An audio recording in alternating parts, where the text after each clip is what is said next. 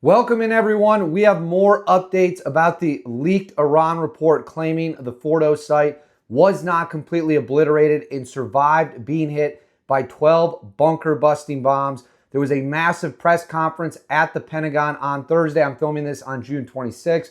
There was a press conference. They broke into a lot of the different information, explained the details, and even showed exactly how the bombs worked and just some incredible new information in there.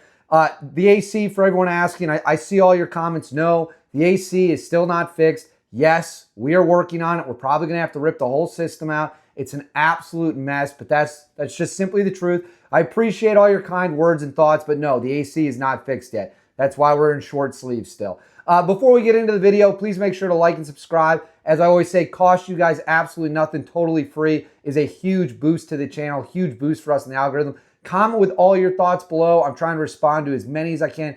Hit that bell and make sure you click all notifications so you don't miss a single video. You'll be the most updated people on YouTube. Now, let's get into it.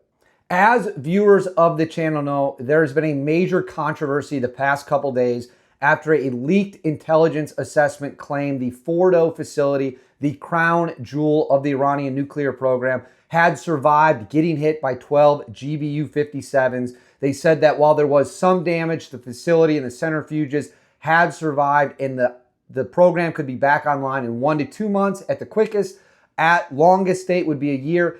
This leaked report, which came from CENTCOM, which came from directly from the United States military, was confirmed as real by the White House, has led to a ton of disagreements, ton of arguments. Trump, Hegseth, Secretary of Defense Pete Hegseth, others have claimed that the report, the CENTCOM leaked report, is 100% not accurate. Multiple people who've seen the report claimed, yes, it is accurate. The Israelis are claiming, no, it's not accurate. So you have all these competing narratives about what is true, what is not true, and this all started from the leaked report. Now, some of you got really mad at me. I mean, you guys were furious with me when I brought up the leaked report. I didn't leak it, okay? It was reported on by many different outlets, Fox News, New York Times, many different others, and the White House confirmed it was real. It's not me. I'm just bringing you guys the information. It's your job to look at all the information and come to whatever determination you want. Anyway, so don't blame me. Don't blame me. I'm not the one who caused the leaked report. So anyway, they held a huge press conference on Thursday morning to go over the details and yet again push back against the leaked report. We're going to start with Hegseth's comments. He goes after the media and he goes after those who think the strike wasn't successful. And then we have General Dan Caine, the chairman of the Joint Chiefs. We're going to play some comments from him where he explained exactly how the attack went down. This is great footage. Let's start with Pete Hegseth right now. I want to read some of the assessments that have been provided because whether it's fake news, CNN, MSNBC, or the New York Times, there's been fawning coverage of a preliminary assessment. I've had a chance to read it. Every outlet has breathlessly reported on a preliminary assessment from DIA. I'm looking at it right now. Again, it was preliminary, a day and a half after the actual strike, when it admits itself in writing that it requires weeks to accumulate the necessary data to make such an assessment. It's preliminary. It points out that it's not been coordinated with the intelligence community at all. There's low confidence in this particular report. It says in the report there are gaps in the information. It says in the report multiple linchpin assumptions are what this assessment, a linchpin assumption, you know what that is? That means your entire premise is predicated on a linchpin. If you're wrong, everything else is wrong. And yet, and still, this report acknowledges it's likely severe damage. Again, this is preliminary, but leaked because someone had an agenda to try to muddy the waters and make it look like this historic strike wasn't successful. I'm going to get to the chairman in a moment because he's going to lay out the particulars for you based on his professional military experience. But here's what other folks are saying. The DIA that put that report out says that this is a preliminary low confidence report and will continue to be refined as additional intelligence becomes available. How about the Israeli Atomic Energy Commission? The devastating U.S. strikes on Fordo destroyed the site's critical infrastructure and rendered the enrichment facility inoperable. Have any of these quotes made their way into the New York Times or the Washington Post, MSNBC, CNN? Any of these quotes? How about this one? This is a new one from the UN, the United Nations. No friend of the United States, or certainly Israel often. Here's the head of the UN Atomic Energy Agency this morning, Rafael Grossi. U.S. and Israeli strikes caused enormous damage to Iran's nuclear sites.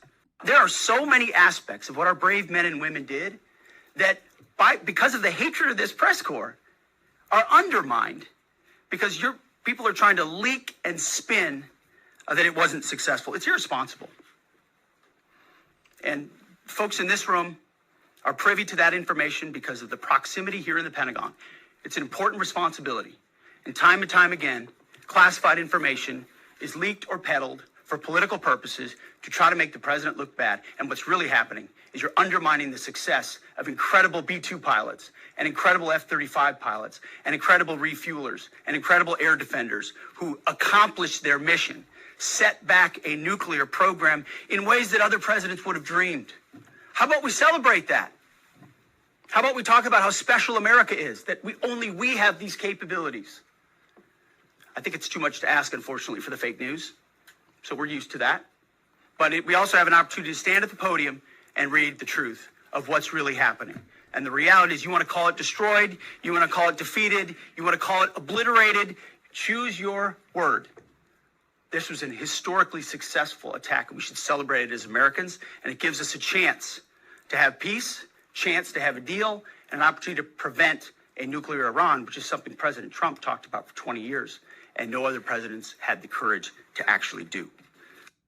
So right there, you had Pete Hegseth talking about the reality of the strikes, that the strikes were successful, and then going after the media for pushing a narrative that the strikes weren't successful. Obviously, he's very fired up. I would say that he must have definitely not had decaf this morning for coffee. He appears like he had several cups of high caffeinated coffee. I think it's fair to say Hegseth was not in a good mood. But then Chairman of the Joint Chiefs, Caine, came in, and he also spoke not so much about the politics around what's going on, but more just the specifics of how the bunker busters went in. And he revealed those bunker busters were moving through the mountain. This is incredible. Moving through the mountain at a speed of 1,000 feet per second, according to General Caine. Let's go ahead and watch his comments right now. Unlike a normal surface bomb, you won't see an impact crater because they're designed to deeply bury and then function. I know there's been a lot of questions about that. All 6 weapons at each vent at Fordo went exactly where they were intended to go. A bomb has 3 effects that causes damage: blast, fragmentation, and overpressure. In this case, the primary kill mechanism in the mission space was a mix of overpressure and blast, ripping through the open tunnels and destroying critical hardware. The majority of the damage we assessed based on our extensive modeling was a blast layer combined with the impulse extending from the shock. Imagine what this looks like 6 times over. Let me talk about the graphic a little bit. And the GBU-57, which all of you I know is a 30,000 pound weapon dropped only by the B-2. It's comprised of steel, explosive, and a fuse. Programmed bespokely, uses effectively what tells the bomb when to function. A longer delay in a fuse, the deeper the weapon will penetrate and drive into the target. So on Fordo, in June of 2008, you can see these 3 holes. Depicted here is the main exhaust shaft with 2 additional ventilation shafts on either side. The United States decided to strike these 2 ventilation shafts, as seen here on the main graphic, as the primary point of entry into the mission space. In the days preceding the attack against Fordo, the Iranians attempted to cover the shafts with concrete to try to prevent an attack. I won't share the specific dimensions of the concrete cap, but you should know that we know what the dimensions of those concrete caps were. The planners had to account for this. They accounted for everything. The cap was forcibly removed by the first weapon, and the main shaft was uncovered. Weapons 2, 3, 4, 5 were tasked to enter the main shaft, move down into the complex at greater than 1,000 feet per second, and explode in the mission space. Weapon number 6 was designed on each side, so there were 6 on each side. Weapons number 6 was designed as a flex weapon to allow us to cover if one of the preceding jets or one of the preceding weapons did not work.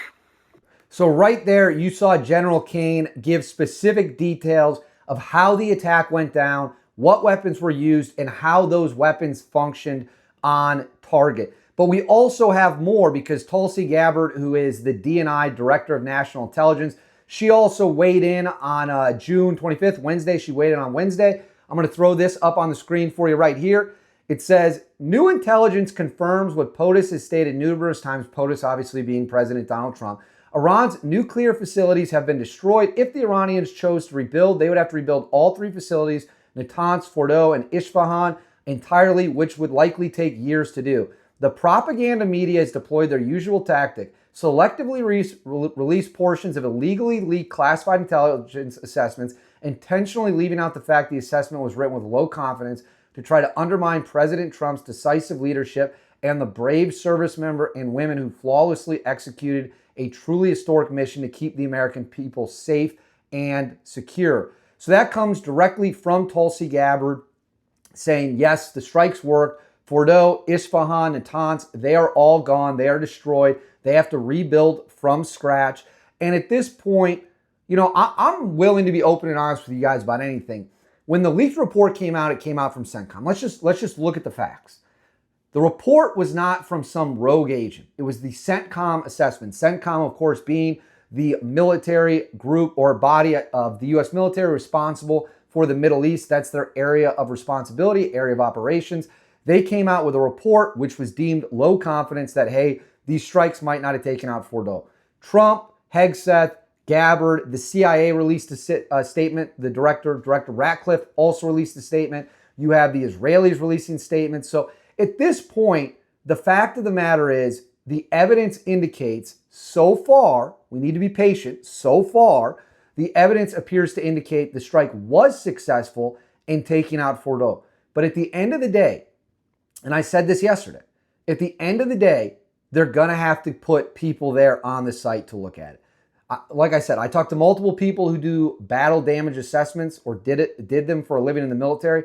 Something of this size will require people to go in and take a look with their own eyes to figure out what happened, what is going on, the specific extent of the damage. That's the reality of the situation.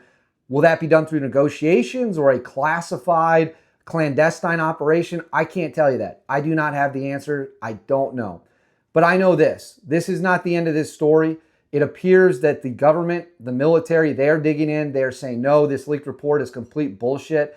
And we'll see where it goes from here. But right now, I definitely lean heavily towards the idea that the evidence shows Fordow was taken out and suffered significant serious damage, rendering it inoperable. But I want to know what you guys think. Let me know in the comments below. Please make sure to like and subscribe. Again, it's totally free. It doesn't cost you guys anything. Hit that bell. Make sure you click all notifications on so you won't miss a video. And I'll see you all next time.